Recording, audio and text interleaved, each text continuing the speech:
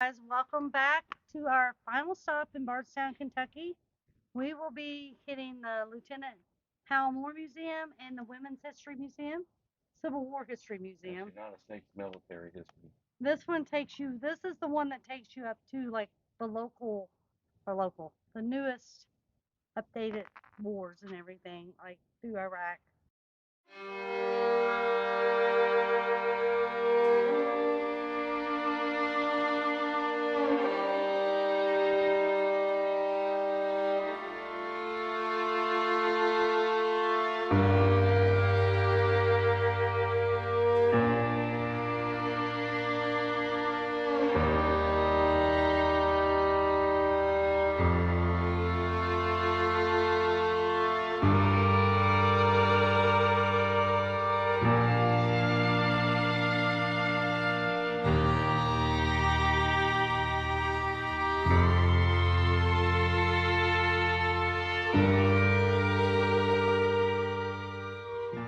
This is dedicated to Lieutenant Harold Moore. They call him Hal Moore. He was a hero of Korea and Vietnam, 1922 to 2017.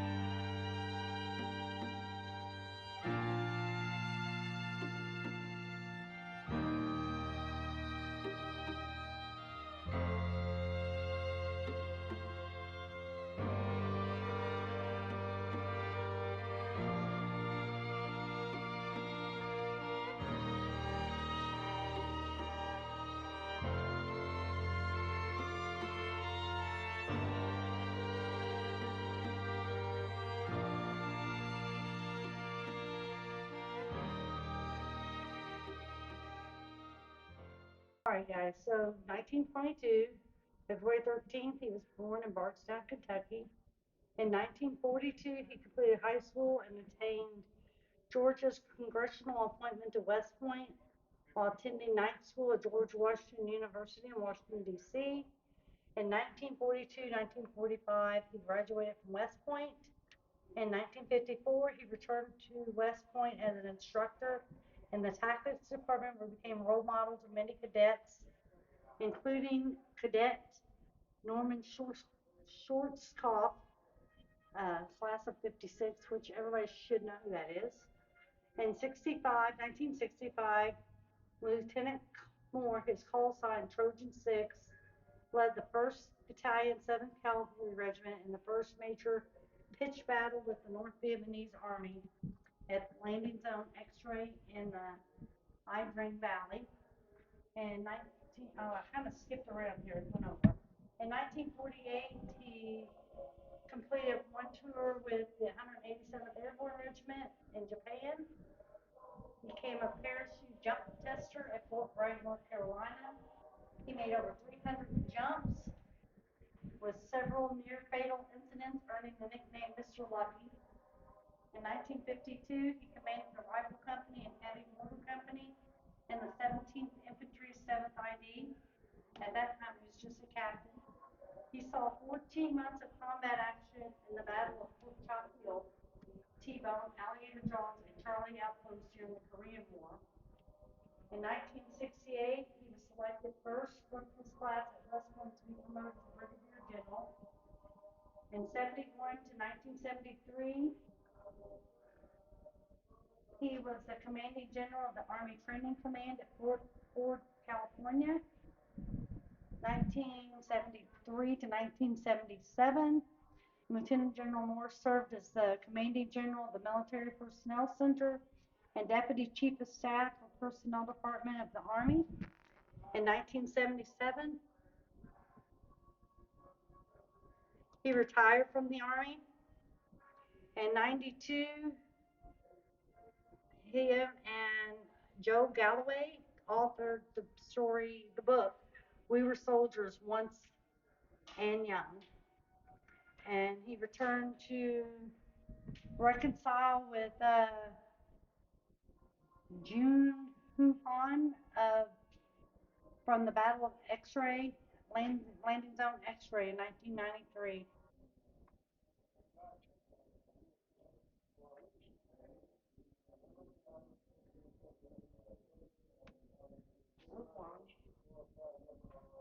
All right, guys. So some of the ethos that we still value, or that the Army still values today, is set forth by him. And you can go on their website and read a lot more.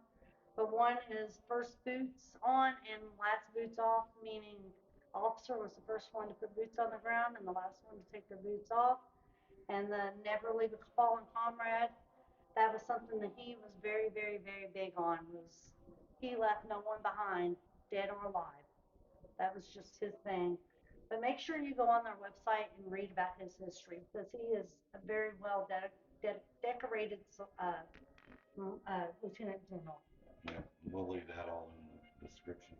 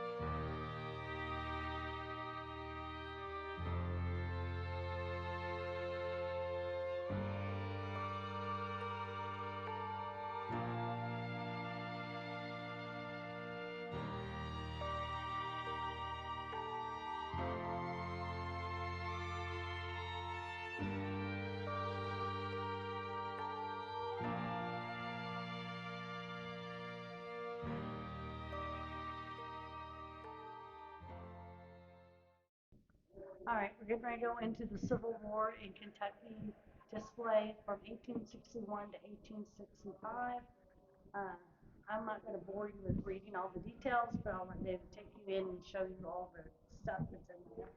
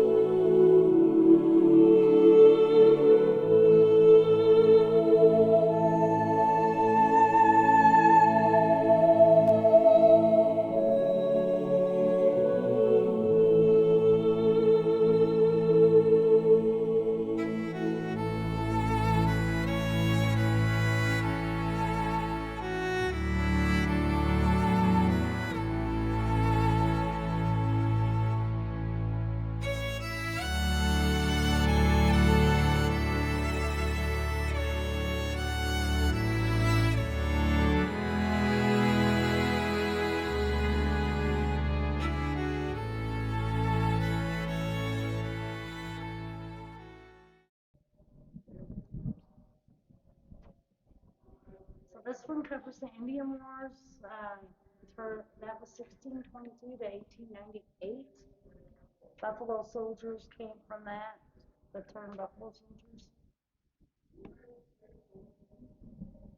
The next room after we're done with this display will be the Civil War in Mid-America.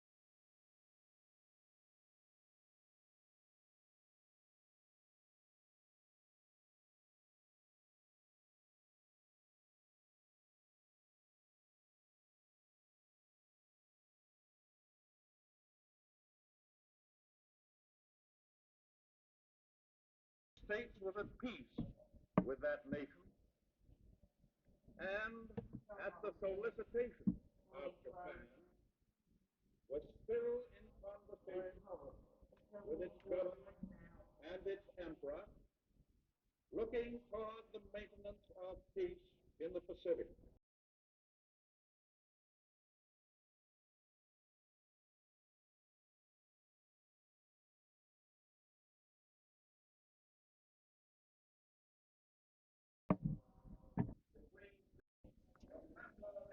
So everybody should know who this is.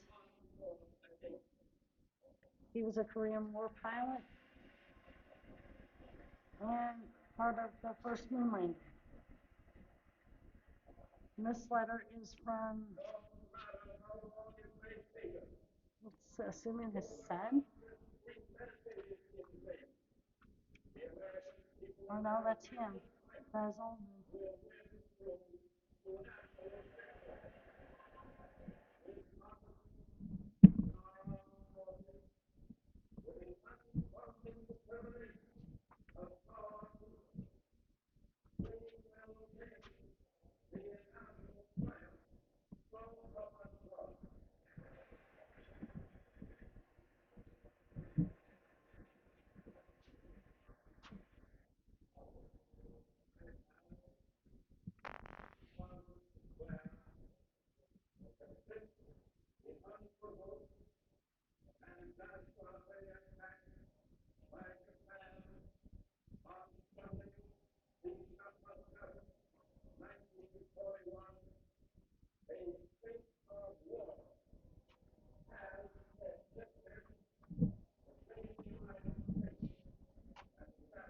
Everybody's going to know who's in this other picture over here, which should be in the, that one should be in the Vietnam room.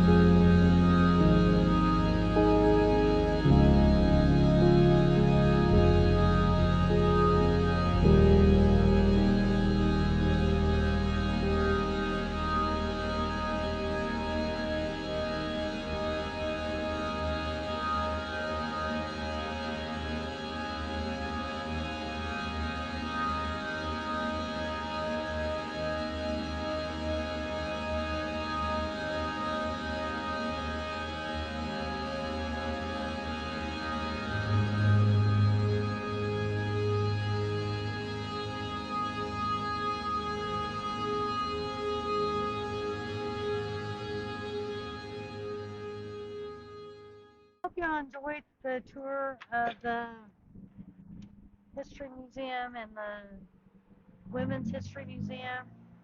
Uh, I don't know if you noticed when he was walking through, you read through some of the things. A lot of women during the Civil War portrayed themselves as men to go into battle. So, that was pretty cool that they wanted to do that for their country. And then of Yeah, way course, back then. later on with the 19th Amendment, they got the right to vote, and at that point started being able to serve in the military, and women play a big role in the military now. Yeah. But yeah, if you're ever in Bardstown, be sure to stop by this museum. I mean, there's a lot of information in there, and There's no way we could read it all. we wasn't going to sit and read it all. That would have been probably 4 days of videoing, but we did the best we could. But if you're ever in this area in Bardstown, Kentucky, it sits on the corner of East Broadway and North Second. Yeah. And if you go down the hill, that's where the village and the other museums are, the Civil War The Museum. Civil War Museum's down there. But this one right here, I highly recommend it. Yeah, it's really cool. Yeah. Then back over behind it is the African American Heritage Museum, which I did not know was actually the original Bardstown Church. Yeah. Uh, and they've turned it into a museum. I don't know what the entrance or anything like that is for that, but we did not know that was even here, so it wasn't even on our plans to go over there. Yeah. But it would be worth checking out if you're in the area. We'll probably have to get back down and check that one out. There's other things here. There's my old Kentucky home in Bardstown. Yeah. But there's other things that you could do here. We just did the 1 day trip, but you could definitely spend a couple days. Oh yeah, I would say 2 or 3 days for sure. Yeah, with all the other stuff there is here. Bardstown's rich in Kentucky history. Bourbon. The Bourbon Bourbon Festival's capital. coming up in a couple weeks. A great opportunity to come out to a festival and check out some of these museums. And Bourbon capital of the world. yeah, it is. It's actually the song "My Old Kentucky Home." If anybody's familiar with it, was written by Stephen Foster, who's from Bardstown, Kentucky. The song was written about Bardstown, Kentucky. Even though they play it at the Derby, it was not written for the Derby. It was written for Bardstown. So if you're ever in the area, be sure to check it out. Make sure you like, subscribe, comment, hit that notification bell, and if you check it out, come back and let us know what you think of the place. Yeah, we're gonna have a lot of info in the description. So Yeah, we'll do the best we can with all the info, and we'll put the links to those books and stuff for you as well. Y'all have a great day. Thank you for watching.